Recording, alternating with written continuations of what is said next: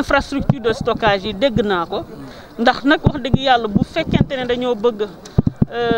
dem ci industrialisation foofu loolu am ndax loolooy tax produit bi mu mun a nekk disponible ci année bi yëpp te tey jii kenn waxatul autosuffisance ndax li ngeen di béy Sénégal li mu soxla yëpp da koy am mat na ko problème bi mooy wax dëgg yàlla infrastructure de stockage yi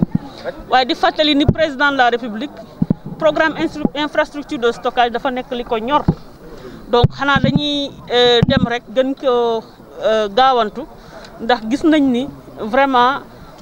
fu mu toll nii vraiment dafa nekk lu urgent loo xamante ne war nañ ko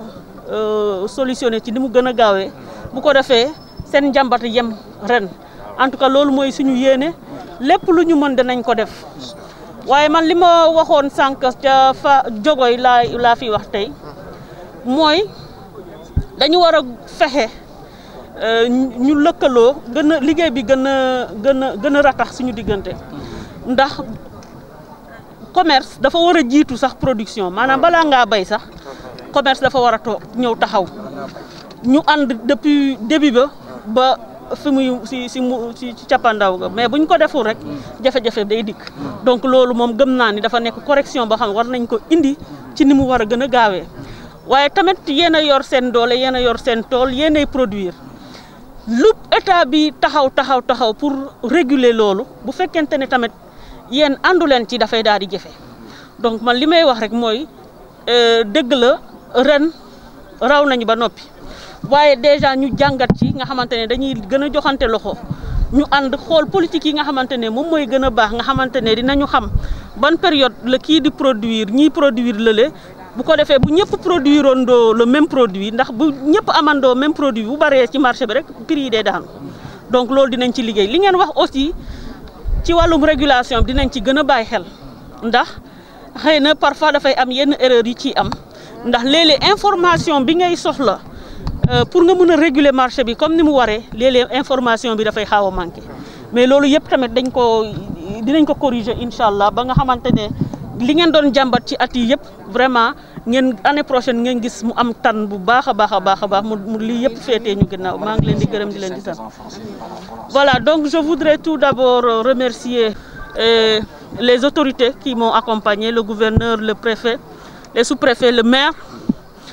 mais aussi remercier les femmes puisqu'elles ont un rôle vraiment déterminant. Mais reconnaître vraiment les difficultés de commercialisation des produits puisqu'il y a une forte production. Nous savons que cette année, alhamdoulilah, il y a une forte production. Quand il y a une forte production, évidemment, les prix baissent. Et quand le marché est fortement approvisionné, il y a des difficultés de commercialisation, ça c'est évident. Le ministère du Commerce, évidemment, régule le marché. Et les industriels qui sont au Sénégal, depuis le 20 mars, ont arrêté la facturation. Mais il est vrai que depuis la semaine dernière, on entend des complaintes par-ci, par-là, concernant la présence de l'industriel. Moi-même, j'ai envoyé une mission le lundi dernier dans les entrepôts de cet industriel pour vérifier est-ce qu'il continue toujours la facturation. Ce que mes services m'ont rapporté, c'est que la facturation est arrêtée depuis le 20 mars. Néanmoins, j'enverrai une autre mission la semaine prochaine et j'irai moi-même vérifier les entrepôts parce qu'il n'est pas du tout normal qu'on arrête depuis le 20 mars et qu'on voit encore une présence de ces produits sur le marché. Donc si jamais cette présence est avérée, eh bien les dispositions idoines seront prises. Mais ce que je veux dire, c'est que désormais, il faudrait commercialiser le produit d'abord avant de produire. Parce que ce qui se passe, c'est que d'habitude, on produit et au moment où la récolte est sur le marché, on se demande comment faire pour l'écouler. Et donc, je demande aux producteurs aussi de soutenir le ministère, puisque